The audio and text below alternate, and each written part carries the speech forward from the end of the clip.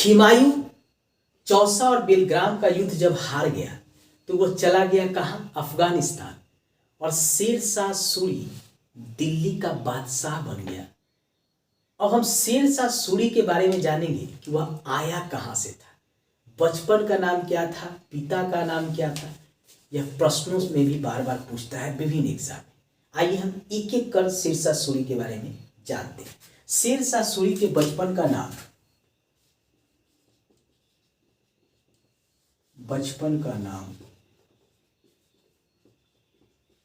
फरीद खां था। इसके पिता का नाम हसन सूर था। किसका? शेर शाह सूरी का पिता का नाम हसन सूर था। हसन सूर को जौनपुर राज्य के अंतर्गत सासाराम की जमींदारी मिला था। कहाँ की जमींदारी मिला था? सासाराम की जमींदारी मिला था। किसको? हसन सूर। अब हसन सूर को यह सासाराम की जमींदारी मिला था। वर्तमान में यह बिहार में पड़ता है सासाराम। और सासाराम के कभी उप प्रधानमंत्री जगजीवन राम हुआ करते थे और उनकी पुत्री मीरा कुमार वहीं से सांसद थी और बाद में लोकसभा स्पीकर भी बनी है। इसको भी आप याद रखिएगा। चलिए अब हम इतिहास में आते हैं। तो सासाराम का जमींदारी मिला था हसन सूर को। तो हसन सूर ने सासाराम का क्षेत्र जो है अपने बेटे फरीद खान को दे दिया था, परंतु फरीद खान ने बहार खां लोहानी के यहाँ नौकरी कर लिया। उसके पुत्र जलाल खां का वह क्या बना? उसके रक्षक बना, यानी उसका शिक्षक नियुक्त हुआ। किसका? बिहार के नवाब बहार खां लोहानी ने फरीद खां को जलाल खां का संरक्षक नियुक्त किया। बहार खां लोहानी जो था वह बिहार का नवाब था और उसने ये जो फरीद खां है जिसका बचपन का नाम है शेर शाह सूरी को, उसको अपने पुत्र जलाल खां का संरक्षक नियुक्त किया। और वहीं पर फरीद खां ने एक शेर को तलवार से मार दिया था और वहीं से बहार खां ने फरीद खां का नाम शेर शाह कर दिया। ठीक है, और शेर खां भी कहा जाता है, शेर शाह भी कहा जाता है। तो आप यहाँ पे शेर खां याद रखिएगा। ठीक है, फरीद ने तलवार से शेर को मारा जिससे इसका नाम शेर खां हो गया। पहले इसका शेर खां नाम नहीं था, बाद में शेर शाह भी होगा। पहले बचपन का नाम शेर शाह सूरी का फरीद खां था, लेकिन इसने तलवार से एक शेर को मार दिया तो उसी से नाम बहार खां लोहानी ने इसका नाम कर दिया शेर खां। ठीक है, इसके बाद जो है बहार खां लोहानी का पत्नी का दूदू बेगम है। जब बहार खां लोहानी की मृत्यु हो जाती है तो वह उसकी पत्नी दूदू बेगम से विवाह कर लेता है। कौन? शेर खां। और बाद में वह बंगाल के क्षेत्र का मालिक बन जाता है। उसके बाद वह बिहार के क्षेत्र का मालिक हो जाएगा। उसके बाद बंगाल में नुसरत शाह रहता है, उसको हराता है और फिर जो है उस क्षेत्र पर भी अधिकार कर लेता है। ठीक है, बंगाल के शासक नुसरत शाह को शेर खां फरीद खां हराता है। नुसरत शाह को हराएगा और उस क्षेत्र पर भी अधिकार कर लेगा। अब क्या हुआ, धीरे धीरे इसकी शक्ति बढ़ते गया, धीरे धीरे शेर खां की शक्ति बढ़ते गया। यह बाबर के साथ भी सैनिक के रूप में शेर शाह ने काम किया था। कब? जब 1528 में मेदिनी राय के साथ जब युद्ध हुआ था, चंदेरी का युद्ध, तो उसमें शेर शाह सूरी जो है बाबर के साथ एक सैनिक के रूप में काम किया था। यह भी याद रखिएगा। आगे जो है इसका युद्ध जो है चौसा और बेलग्राम युद्ध में यह हुमायूं को हराएगा। मैंने पहले ही वीडियो में बताया है, तो यहाँ पे हम लिख देंगे आपको कि 1539 में चौसा और 1540 ईस्वी में बेलग्राम, जिसको हम कन्नौज युद्ध में हुमायूं को हराकर गद्दी प्राप्त किया। कौन? शेर शाह ने। अब हुमायूं को हार गया बेचारा, चला गया अफगानिस्तान, ये बन गया दिल्ली का बादशाह। अब दिल्ली का बादशाह कब बना? 1540 में शेरशाह सूरी। उसके बाद इसने दिल्ली में कई काम किया। क्या क्या किया है आइए हम एक एक करके जानते हैं। पहला तो किया कि इसने जब्ती प्रणाली, पट्टा कबूलियत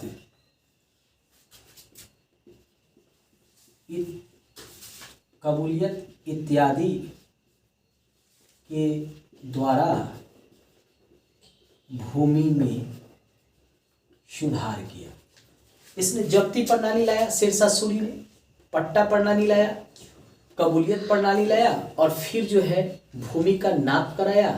भूमि को 3 भागों में बांटा, उच्च, मध्यम और निम्न भूमि, और उसके आधार पे फसल का निर्धारण कर लिया कि अब जो है उच्च भूमि का अर्थ है जो सबसे अच्छे किस्म की भूमि है, जहाँ प्रति वर्ष पैदावार होता है। मध्यम भूमि का अर्थ है जहाँ 1 से 2 वर्ष में फसल होता है, और निम्न भूमि का अर्थ है जहाँ 4 से 5 वर्ष के बाद फसल होता है, या जिसको हम बंजर कहते हैं।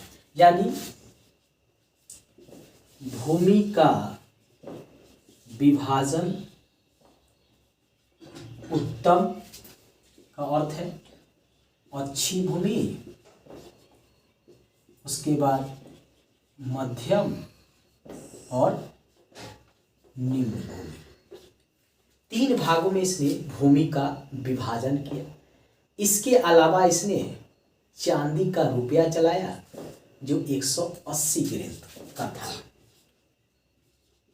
चांदी का रुपया जो 180 ग्रेन का था, और तांबा का इसने दाम चलाया। क्या चलाया? तांबा का दाम जो 380 ग्रेन का होता था।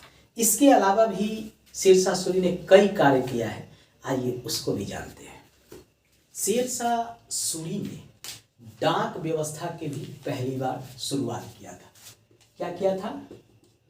डाक व्यवस्था की शुरुआत किसने किया था? शेरशाह सूरी ने। इसने ग्रांड ट्रंक रोड, जिसको जीटी रोड के नाम से का निर्माण कराया, जो अभी NH1 और NH2 को मिलाकर है। ठीक है। शेरशाह सूरी ने जीटी रोड, जिसको अंग्रेजों ने नाम दिया था, ग्रांड ट्रंक रोड, जिसको अंग्रेजों ने नाम दिया था, वर्तमान में यह NH1 और NH2 को मिलाकर बनता है, और यह पेशावर से लेकर यह बंगाल के सोनार गांव तक था। तो इतने बड़े जो है इसने रोड का निर्माण किया था, इतना लंबा, जो वर्तमान में भी जो है वह पंजाब को लेकर कोलकाता से जोड़ता है, वर्तमान में भी। इसके अलावा शेरशाह सूरी के द्वारा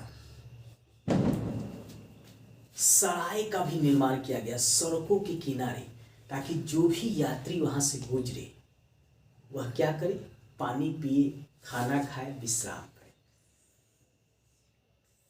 1545 में कालिंजर के विरुद्ध उक्का नामक अग्नि शास्त्र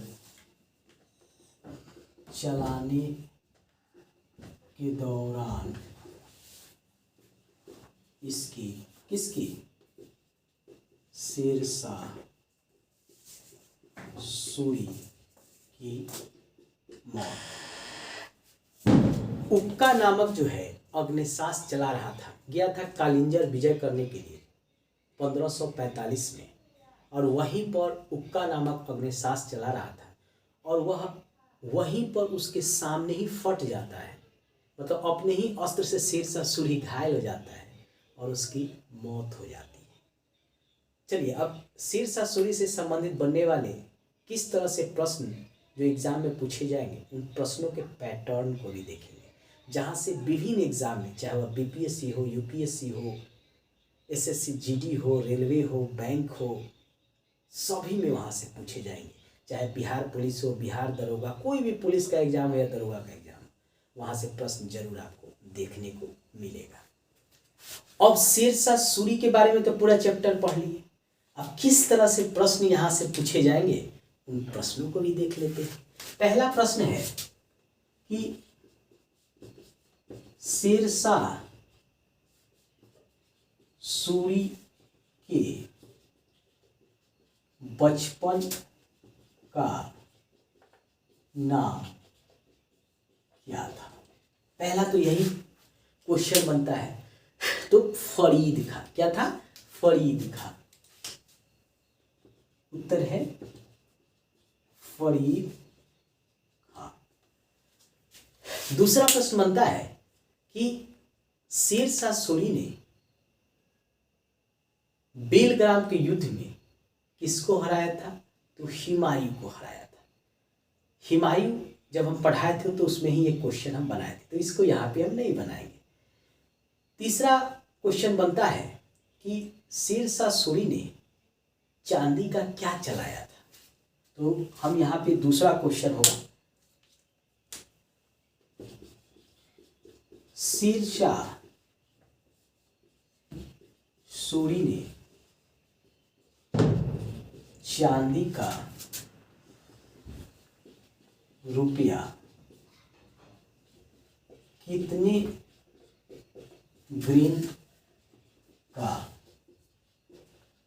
चलाया था, चांदी का, तो यह है 180 ग्रेन का। ठीक है, कितने का है, 180 ग्रेन का चांदी का रुपया। वर्तमान में भी भारत में चांदी का रुपया ही चलता है। तीसरा प्रश्न है, शेरशाह ने तांबा का दाम चलाया था, वह भी कितने ग्रेन का था। शेरशाह ने तांबा का दाम चलाया था, वह कितने ग्रेन का था। ये भी प्रश्न कई बार पूछा है। तो यह जो था वह था 380 ग्रेन का तांबे का दाम। इसको भी आपको याद रखना है। अगला क्वेश्चन है कि शेरशाह ने कौन सा रोड का निर्माण किया था, ये कई बार पूछा है। शेरशाह ने किस सड़क का निर्माण किया था। तो ये है ग्रांड ट्रंक रोड, ठीक है, जीटी रोड जिसको कहते हैं, जीटी रोड। कौन कौन था जीटी रोड में, कौन कौन आता है वर्तमान में? तो NH1 और NH2 जीटी रोड के अंतर्गत दोनों आता है, तो आपको इसको याद रखना है। अगला प्रश्न है कि शेरशाह की मृत्यु किस अस्त्र के चलाने से हुई थी? तो उक्का नामक अस्त्र के चलाने से हुई थी, ठीक है। अगला प्रश्न है शेरशाह सूरी की मृत्यु किस अस्त्र के चलाने से हुई थी, ठीक है। तो उक्का नामक अस्त्र, ठीक है। इसका उत्तर होगा उक्का नामक अस्त्र। अगला क्वेश्चन है कि किसने जब्ती पट्टा कबूलियत प्रणाली को शुरू किया था? किस बादशाह ने? अगला प्रश्न है किस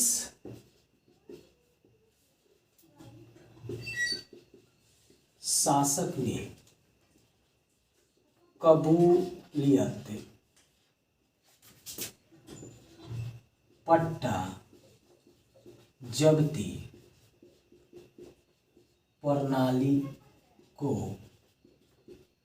शुरू किया? ठीक है, तो किसने किया था? शेरशाह सूरी ने। तो इसका उत्तर होगा शेरशाह सूरी ने। दोस्तों, इस तरह के जो प्रश्न है वह आपको UPSC, BPSC, SSC, bank, railway, जितने भी कॉम्पिटिटिव एग्जाम है सभी में देखने को मिल जाएंगे। तो मैं आपको चैप्टर भी पढ़ाऊंगा, चैप्टर में पार्ट बाय पार्ट पढ़ाऊंगा और उससे किस तरह से प्रश्न बन के आपके सामने आएंगे उसके बारे में भी डिटेल से बताएंगे। बस आप मेरे चैनल को सब्सक्राइब कर घंटी जरूर दबा लीजिएगा ताकि मेरा प्रत्येक वीडियो आप तक पहुंच सके। दोस्तों को भी शेयर कर दीजिएगा, ठीक है, ताकि उनको भी लाभ मिले। धन्यवाद।